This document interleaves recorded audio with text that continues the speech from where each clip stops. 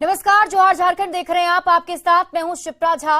नियोजन नीति को लेकर एक बार फिर से बीजेपी और आजसू ने हेमंत सरकार पर हमला बोला। हालांकि स्वास्थ्य मंत्री बन्ना गुप्ता ने विपक्ष की मंशा पर सवाल उठा दिए। चतुर्थ वर्गीय कर्मचारियों की नियुक्ति में अगले 10 वर्षों के लिए उन्होंने पूरी तरह से रिजर्व कर दिया था, लेकिन हेमंत सोरेन की सरकार आते ही उसको इन्होंने खारिज कर दिया। तो अब तो झारखंड की जनता और यहाँ के नौजवान खुद ही उस पर विचार करेंगे। भाई, झारखंड के नौजवानों के लिए, यहाँ के लोगों के हितैषी की सरकार बीजेपी की सरकार रही है कि हेमंत सोरेन की सरकार रही है। और पहली बार ऐसा हुआ कि स्पेशल सेशन तो नाम का होता है, सरकार अपना प्रस्ताव लाती है, पढ़ती है और पास करा के आगे बढ़ा देती है। तो जो स्थानीय नियोजन नीति का जो मसला था, उस विषय के साथ मैंने उसी दिन कहा था ये पॉलिटिकल एजेंडा गवर्नमेंट का है और उसी से खेल रहे हैं। अब जब ये इस पर प्रश्न खड़ा होता है, न्यायालय सामने आता है और संविधान की बातें होने लगती है, तो इसी सदन के अंदर 3 तरह की भाषा आप देखे होंगे इस राज्य के सदन के लीडर का। और राज्य के उसी नौजवानों के सवाल, स्थानीय कौन, नियोजन नीति के बारे में सरकार की राय, 1932 के खतियान के बारे में जो प्रचारित करके आपने काम किया, और इससे भी बड़ी बात कि राज्य के कई जिले से हैं जहां पिछड़ी जाति का उपस्थिति शून्य दर्शाया गया है। ऐसे सारे विषयों पर हमने कार्यक्रम लाया है कि सदन सरकार चर्चा कराए और सदन के अंदर जवाब दे। सही समय पे माननीय मुख्यमंत्री सही जवाब देंगे और भारतीय जनता पार्टी पहले अपनी स्थिति तो स्पष्ट करे। भाजपा स्थिति क्यों नहीं स्पष्ट कर रही है? रांची के सुजाता चौक के पास ट्रांसफार्मर में आग लगने से कोहराम मच गया। ये वारदात पीपी कंपाउंड के पास हुई। आग लगते ही पूरे इलाके में हड़कंप मच गया। और ये तस्वीर आप देख रहे हैं उस वक्त की जब ट्रांसफार्मर में आग लगी थी। देखिए, पीपी कंपाउंड के पास की एक घटना है जहां अगलगी होने की वजह से मौके पर अफरा तफरी का माहौल बन गया। लोगों को कुछ समझ नहीं आया। हालांकि जल्द से जल्द उस आग पर काबू पाने की कोशिश जरूर की गई। और ये तस्वीर हम आपको उस वक्त दिखा रहे हैं जब ट्रांसफर में आग लगी थी।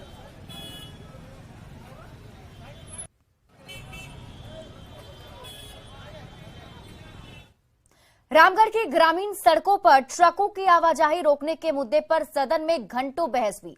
कांग्रेस विधायक अंबा प्रसाद के सवाल का मंत्री आलमगीर आलम ने जवाब भी दिया, पर वो जवाब से संतुष्ट नहीं हुई।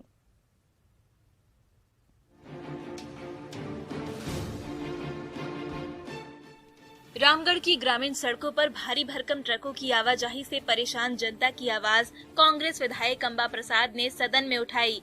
मंत्री आलमगीर आलम ने इसका जवाब भी दिया, पर मंत्री के जवाब से असंतुष्ट अंबा प्रसाद फिर खड़ी हो गई और पूरक पर पूरक सवाल दागने लगी। तो स्पीकर रविंद्रनाथ महतो को बीच में आना पड़ा। सदन में करीब आधे घंटे तक विधायक अंबा प्रसाद, मंत्री और स्पीकर के बीच सवाल जवाब का दौर चलता रहा। पत्र है अध्यक्ष महोदय जिसमें साफ साफ लिखा हुआ है कि ग्रामीण सड़क को उस पे भारी वाहन परिचालन करेंगे तो एफआईआर दर्ज किया जाएगा, और जो पदाधिकारी नहीं करेंगे एफआईआर और इस तरह का भारी वाहन का आवागमन होता रहेगा तो उस पदाधिकारी पे भी एफआईआर दर्ज किया जाएगा। अध्यक्ष महोदय, तो ये प्रश्न का जवाब जो है। और तीसरा जो हमने दिया, ये एनटीपीसी का पत्र है जिसमें साफ साफ लिखा हुआ है कि विलेज रोड को वो लोग यूज कर रहे हैं। अध्यक्ष महोदय, तो मैं यही बोलना चाहती हूँ अध्यक्ष महोदय, ये कैसा जवाब जो है आरसीटी में परिवर्तन करना चाहते हैं। उसी तरह बहुत सारी ऐसे कंपनी है जो अपने पैसा से रख रखाव करते हैं रोड को,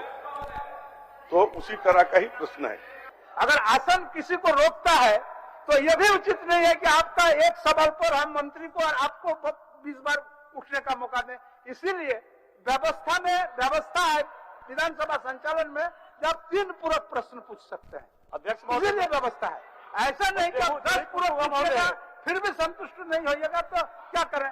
दो ही प्रश्न में समय पार हो गया। सदन के अंदर कांग्रेस विधायक अंबा प्रसाद, ग्रामीण विकास मंत्री आलमगीर आलम और स्पीकर रविंद्रनाथ महतो के बीच सवाल जवाब का दौर चलता रहा। तीनों नेताओं के बीच आधे घंटे से भी ज्यादा समय तक बहस होती रही। फिर भी विधायक अंबा प्रसाद जवाब से संतुष्ट नहीं हुई। सदन से बाहर आते ही उन्होंने नए विधायकों को ज्यादा समय देने की मांग कर दी। हम लोग नए विधायक हैं, हम लोग पहली बार जीत के आए हैं, नए विधायक हैं और हम लोगों को थोड़ा समझना चाहिए, हम लोगों को थोड़ा मौका मिलना चाहिए, हम लोगों को बोलने का भी मौका मिलना चाहिए। जो पुराने विधायक हैं उनको थोड़ा ज्यादा समय मिलता है, वो अगर बेकार की बातें भी करते हैं तो भी उनको बोलने दिया जाता है, कुछ विषय वस्तु को छोड़ के कुछ और भी बातें करते हैं तो भी बोलने दिया जाता है, लेकिन हम लोग गंभीर विषय को भी रखते हैं तो हड़बड़ी दिखा दी जाती है। रामगढ़ की सड़कों पर ट्रकों की आवाजाही के सवाल पर सदन में काफी देर तक गर्मागर्मी होती रही। कांग्रेस विधायक अंबा प्रसाद अपनी ही सरकार पर बरसती रही। इससे विपक्षी विधायकों को भी सरकार पर निशाना साधने का मौका मिल गया। रांची से अविनाश के साथ संजय सिन्हा की रिपोर्ट। हेमंत कैबिनेट से मंजूर मेडिकल प्रोटेक्शन एक्ट सदन में पेश तो जरूर हुआ, पर विपक्ष की मांग और सीएम की सिफारिश पर इस बिल को पास करने से पहले प्रवर समिति के पास भेज दिया गया।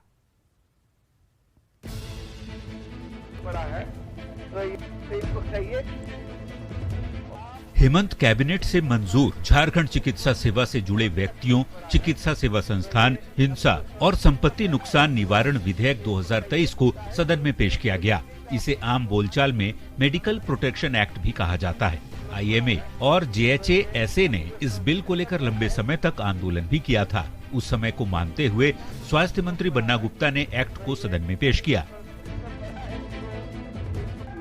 मैं प्रस्ताव करता हूं कि झारखंड चिकित्सा सेवा से संबंध व्यक्तियों, चिकित्सा सेवा संस्थान, हिंसा एवं संपत्ति नुकसान निवारण विधेयक 2023 को पुनः स्थापित करने की अनुमति दी जाए।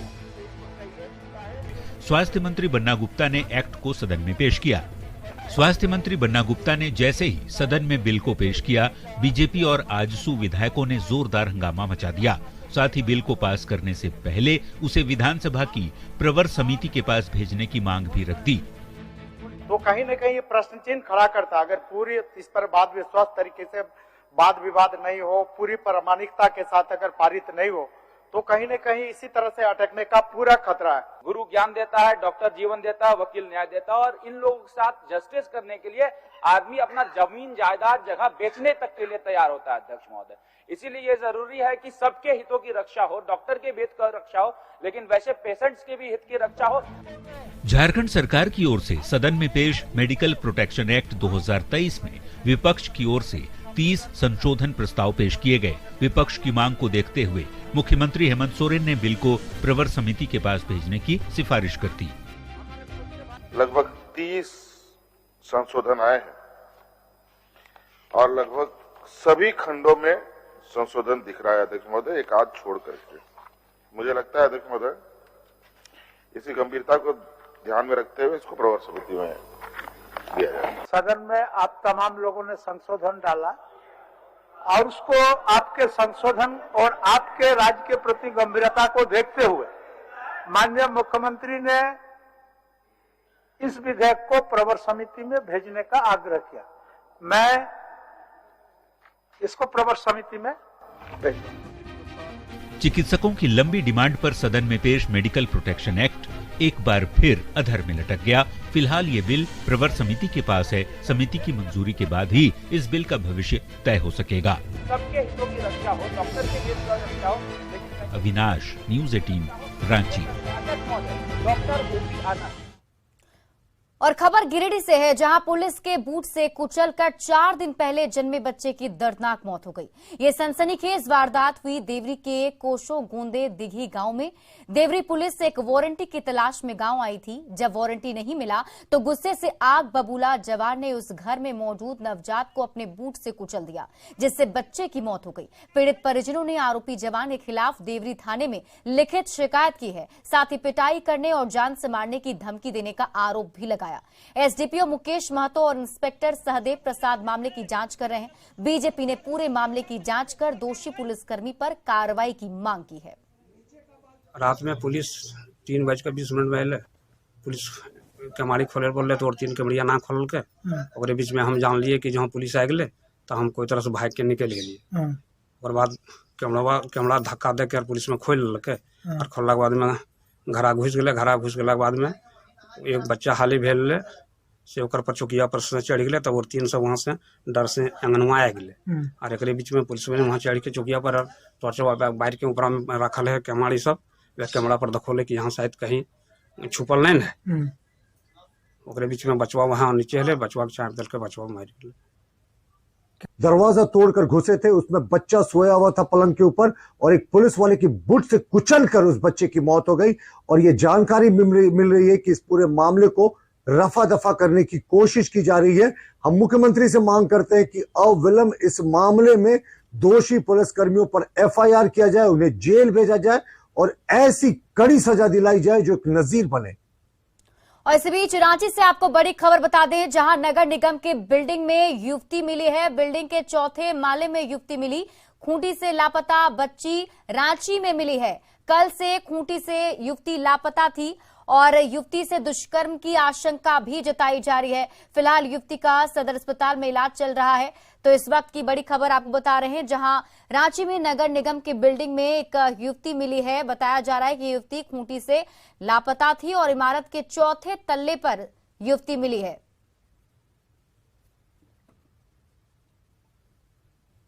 रामनवमी में डीजे पर पाबंदी को लेकर हेमंत सरकार घिर गई। विपक्ष के साथ साथ सत्ता पक्ष के विधायकों ने भी सरकार के फैसले पर सवाल उठाए हैं। डीजे बजवाते हैं, हर पर्व त्योहार में डीजे बजवाते हैं।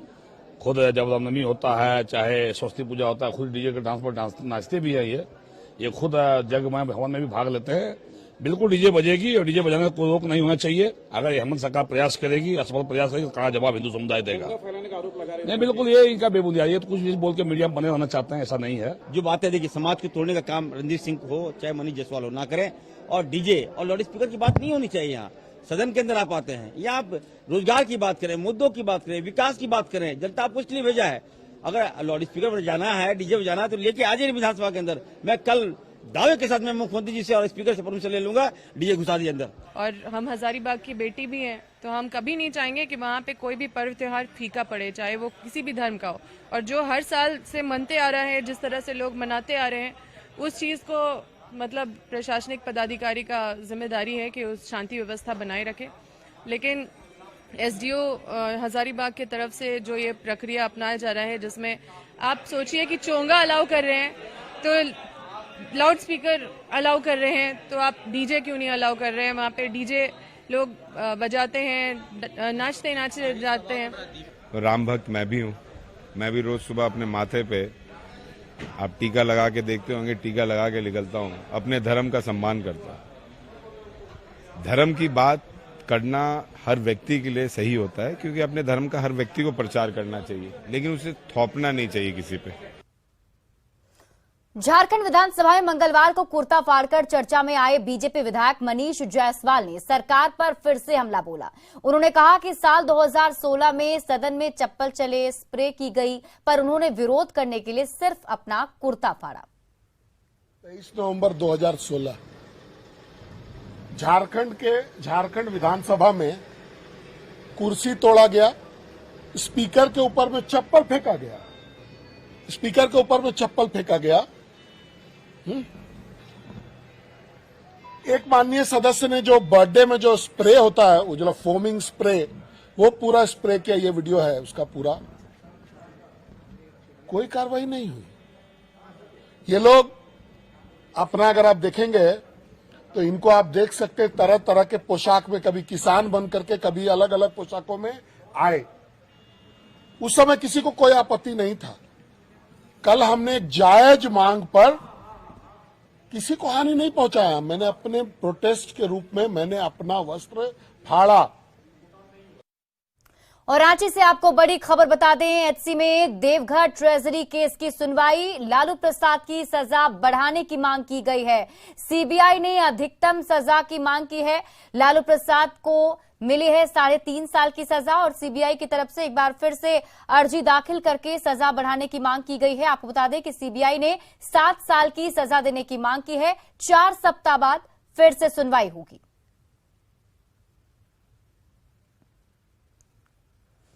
धनबाद की दिवंगत छात्रा सांघवी ठाकुर को इंसाफ देने की मांग तेज होती जा रही है। छात्रा के पिता ने सीसीटीवी फुटेज जारी कर इंसाफ की गुहार लगाई है।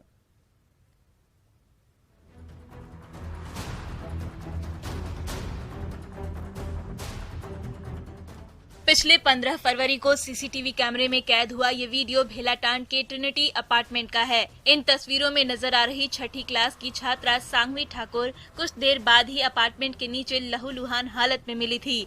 हादसे के कुछ देर बाद ही उसकी दर्दनाक मौत हो गई। इस सनसनीखेज घटना के 1.25 महीने गुजरने को हैं, पर बरवा अड्डा पुलिस अब तक ना तो मामले की गुत्थी सुलझा सकी है और न ही किसी नतीजे पर पहुंच सकी है।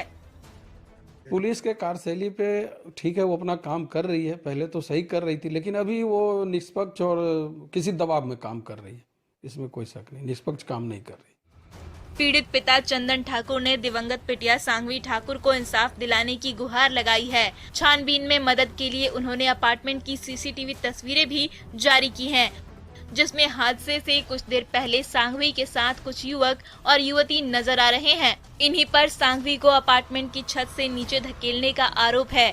इस सिलसिले में पिता चंदन ठाकुर ने भूली के ताइक्वांडो टीचर विशाल पंडित के अलावा ट्रिनिटी अपार्टमेंट के 2 और हीरापुर के एक किशोर के खिलाफ हीरापुर थाने में एफआईआर भी दर्ज कराई है, पर धनबाद पुलिस अब तक न तो इनमें से किसी आरोपी को दबोच सकी और न ही मामले की तह तक पहुँच सकी है।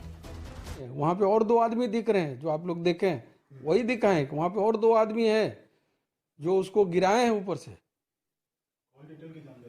तो ये सब पुलिस अब जांच कर रहे हैं, इसको जांच करके 1.25 महीना हो गया, अभी तक कुछ भी नहीं, कोई रिजल्ट नहीं है। जितने सस्पेक्ट हैं सबको बाहर छोड़े हुए हैं, बाहर घूम रहे हैं वो निडर होके।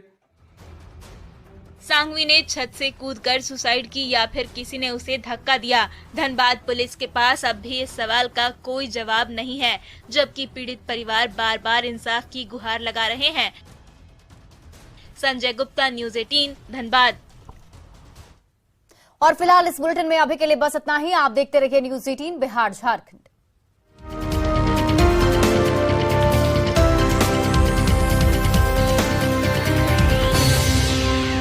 15 languages, 26